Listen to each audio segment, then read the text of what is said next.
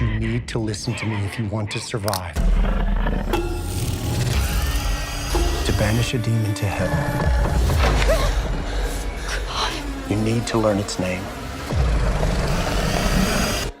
Do I have something that you want? Yes, you do. But I'll talk about this one later in the clip. Welcome back, everyone. Today I'm showing you the most interesting movies that surfaced this week.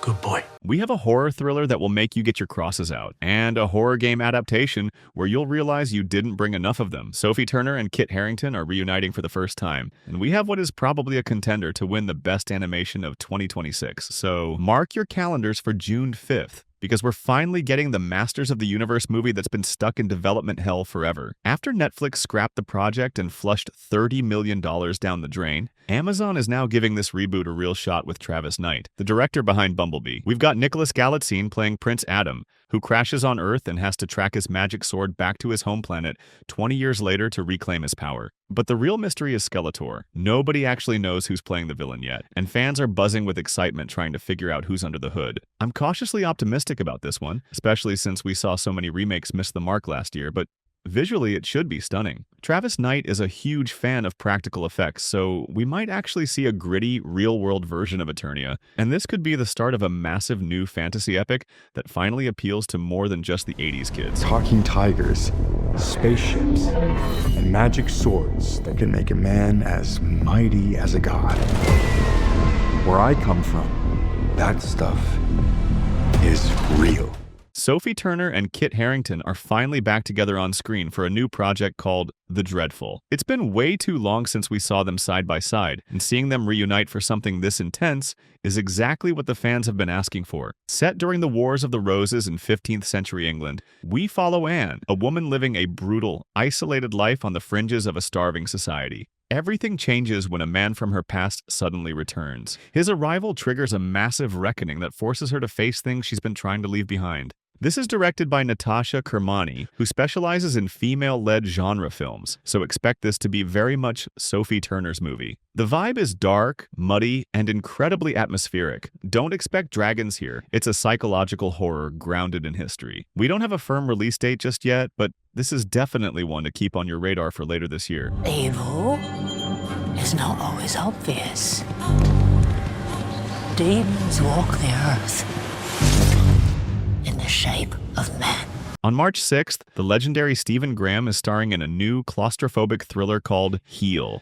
And if you know anything about his work in Boiling Point, you know he's the king of high-tension performances. Centered on Andrew Knott, who's being held captive in a basement by Graham, it looks like it plays out as a brutal, one-location nightmare that focuses entirely on that twisted psychological game between the two of them. This intense, character-driven pressure cooker clearly relies on the acting to carry it. It's giving me major 10 Cloverfield Lane vibes, and I have high expectations for how they'll stick the landing on such a dark premise. Tommy's going through a rebellious phase.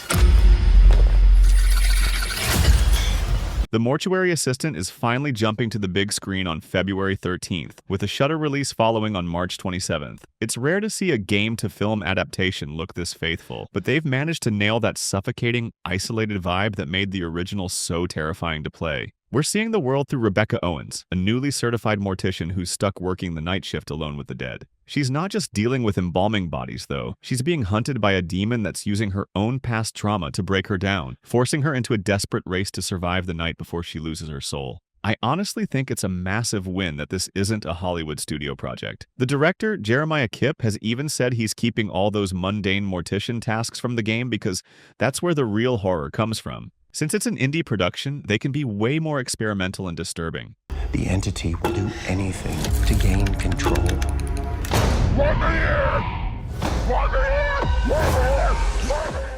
Hitchcock fans are going to be very happy this week because we're getting a thriller that plays exactly with that classic paranoia where you can't trust your own eyes. My Sister's Bones hits digital and on demand this Friday, January 30th, and it's based on that 2016 bestseller by Nuala Elwood that everyone in the UK was obsessed with. We follow a war reporter named Kate, played by Jenny Seagrove, who comes home with severe PTSD and starts hearing screams from the house next door. We also have Olga Kurylenko in a really interesting role as the psychiatrist, who's basically the wall Kate has to climb to be heard. Most of the tension is built on Olga trying to decide if Kate is actually a witness or just a victim of her own trauma. From the looks of it, we're getting a grounded psychological thriller that feels like a modern The Girl on the Train. It nails that premise where you're constantly questioning if she's losing her mind or if she's the only one seeing the truth. How are the nightmares? It's not uncommon for the mind to reimagine painful scenarios. Priyanka Chopra Jonas and Karl Urban are teaming up for a massive new action epic called The Bluff. This isn't your typical pirate movie. It's an intense survival story that Amazon is positioning as one of their biggest releases of the year. Set in the 19th century Caribbean, we follow a former female pirate living in secret to protect her family. When her past eventually catches up with her in the form of a ruthless crew led by Karl Urban, bringing that same butcher energy we love, she's forced to pick up the sword again. It's a high-stakes reckoning where the action is much more visceral than anything we've seen in the genre lately. This has to be one of the most surprising mashups we've seen in a while, as no one really expected these two to ever share a screen together. If you've been looking for an action adventure where you can just shut your brain off and enjoy the entertainment, this is going to be your best bet when it hits Prime Video this summer. Your father didn't marry me for my cooking. It's you those men are looking for. Let them look. Dead or alive, gentlemen. They're gonna find us, and they're gonna kill us. Dropping February 18th on Prime, there's a new 8-episode series that caught my eye. It's called 56 Days, starring Dove Cameron and Avan Jogia. It's an erotic thriller that takes the worst-case scenario of a lockdown and makes it a reality. Two strangers hide away in a small apartment to ride out a quarantine, but it ends with a decomposing body found 56 days later. While they're falling in love, you're slowly realizing that both of them are hiding secrets that were never meant to leave that room. This is adapted from the Catherine Ryan Howard book, which the New York Times actually named the best thriller of the year. Expect a heavy, erotic, psychological mess that's a massive change from anything we've seen from these two so far. So do you like secrets? No. I like reveals.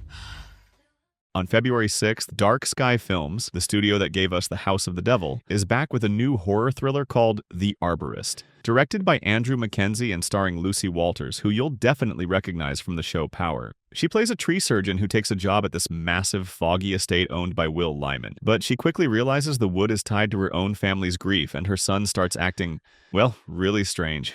This honestly looks like a mid-budget, atmospheric indie that cares more about dread than cheap scares. It's giving me major Hereditary vibes, and I'm curious to see if they actually pull it off. Children are not supposed to die before their parents. Where's my son? On June 26th, Millie Alcock stars as Kara in Supergirl, Woman of Tomorrow. Unlike Superman, who was raised on Earth, Kara grew up on a drifting fragment of Krypton, forced to watch her entire civilization die before she ever made it to safety. She's traveling the stars with Crypto the Superdog, helping a young girl track down the killers who wiped out her homeworld. It's a cold revenge mission that takes them into the lawless corners of the galaxy. This is pulling straight from that Tom King space western run, so it's going to be gritty. Plus, if the rumors about Jason Momoa being in it are true, expect it to get pretty violent. It's definitely not the version of Supergirl people are expecting.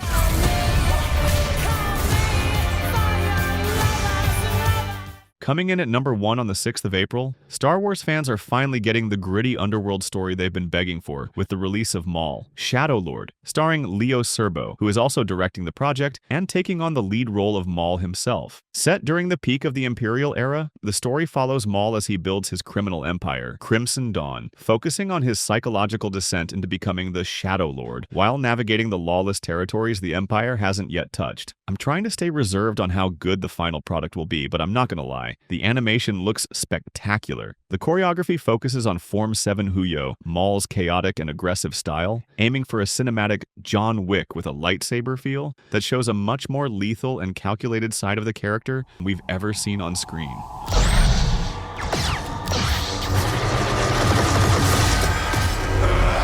So, which one are you actually marking on your calendar? Let me know in the comments. Also, I've heard it's actually illegal in some states to reach this point and not drop a like. I'll see you next week.